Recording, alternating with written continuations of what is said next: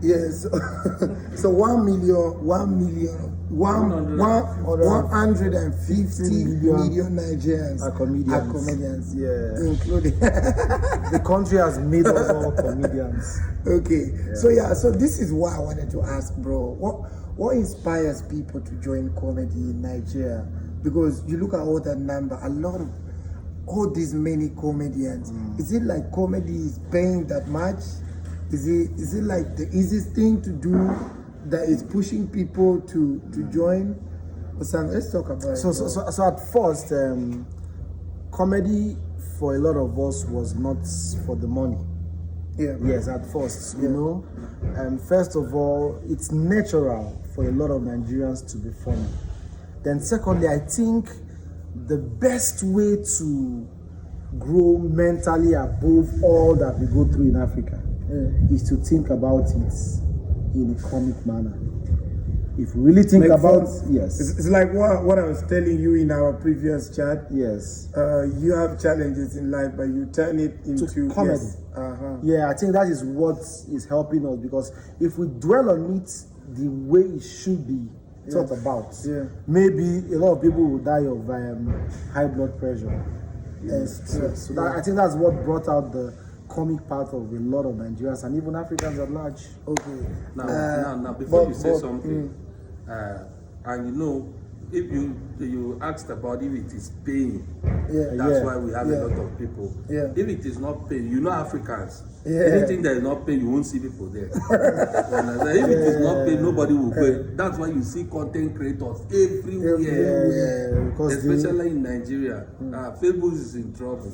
Yeah, so and I also noticed that initial Shortcut, you've been in comedy. Both of you have been in comedy for so long. Yes. Content creation in Nigeria wasn't the thing at a particular point. Yeah. Why all of a sudden? So people have suddenly seen something in it, or? So the thing is, every aspect of life comes in phases. Yeah. So stand-up comedy in its original form was what was in us at that time. When content creation came, it came in through the internet. So and a lot of entertainers did not understand that the internet was the future. So when we got to understand that was actually the future, everybody and it's because it's coming to Africa, it's coming to Nigeria now. It has been there. You see the likes of Kevin Hart. They did content. They acted. They understood that the world was going towards that direction early, but we did not. A lot of us actually went back to our old videographers to start getting our old footage. Like we shot the footage and we didn't even ask for it. So when we discovered that our content is the YouTube is paid, Facebook is we went to get our content from them. Yeah, because what I analyzed is, even on YouTube, you'd search for content from shows that the people go to perform, you don't find. But right now, you just click and say comedy in Nigeria or comedy in Africa. You see a lot of videos. Many platforms.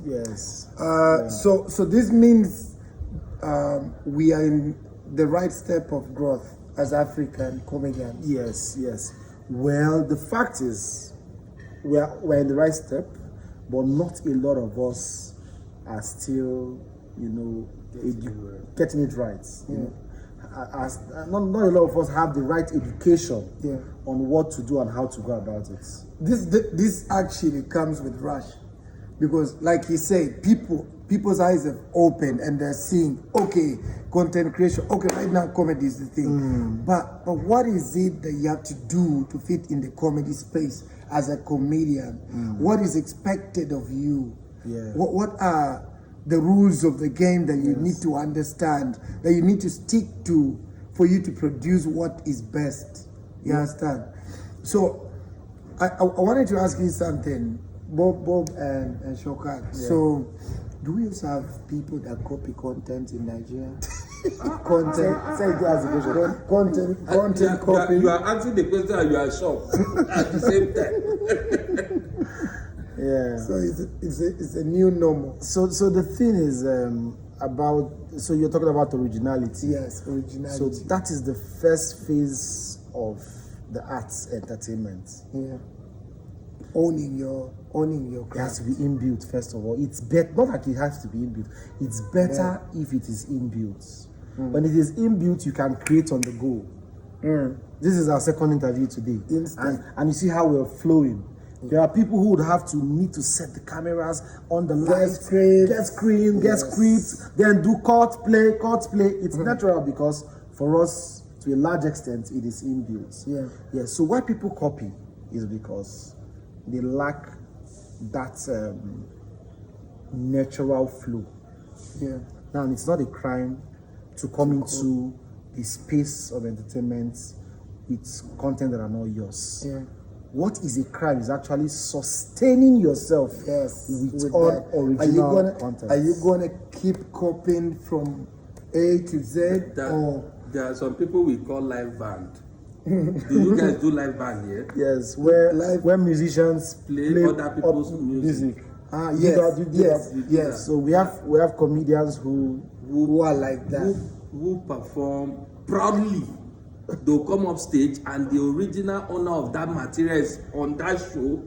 You stand up stage and perform his material word for word. Yes, like it's so bad that if they're performing the person's material and in the original performance the person stopped at some point and cough. When they are doing their own sets, they will stop and cough. That is not just copy, that is robbery, bro. Yeah, so let's say the man was going and he now hit his leg on the stone. In their own part, they will do. You understand? So in Nigeria, I don't know about Uganda. I'm afraid of the industry you people operate in then, because that means you owning your craft and leaving a legacy, knowing that I've done this is a big question. Because one, shortcut at a particular point, the same joke you created and crafted from point one, because you know in the initial beginning, when you create, not so many people know about it. You're going to crack that joke 1, 2, 3, 4 times, okay? But this copycat is going to jump and perform it probably maybe in a bigger space. Okay, I wanted to ask, the people who copy, are they the big shots or some of them are just upcoming? Because there are two things why I'm asking this. If they are big shots, they are bound to shine with your content real fast and benefit from it. But if they're upcoming and you are the big shot and they're copying you, that means the industry you're operating in is dying. You understand? Yeah, you have a point. But in our case, it's a two-way thing. The big shots sometimes copy the younger ones, and the younger ones sometimes copy the big shot. Most of the time. No. Bobby has a point. Okay, establish your point. So let not be as I'm talking for the both of us. I have my own perspective of this. So mind you, our own pattern of comedy is quite different because you cannot even copy us. For you to copy us, you need to look for a partner.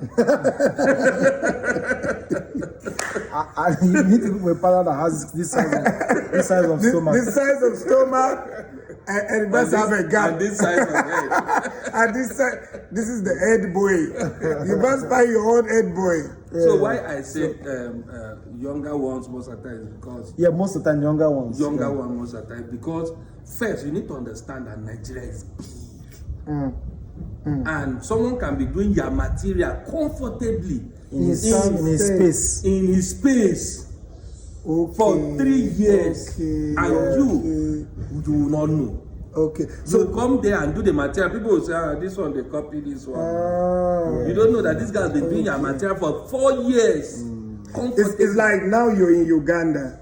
You perform and I get your jokes. And you go back to Nigeria. You take it from the northern to the central. Oh my God, it's a wicked space, bro. So we don't know how it works in Uganda too. But the good thing is, I think for us here it's a bit different, especially in the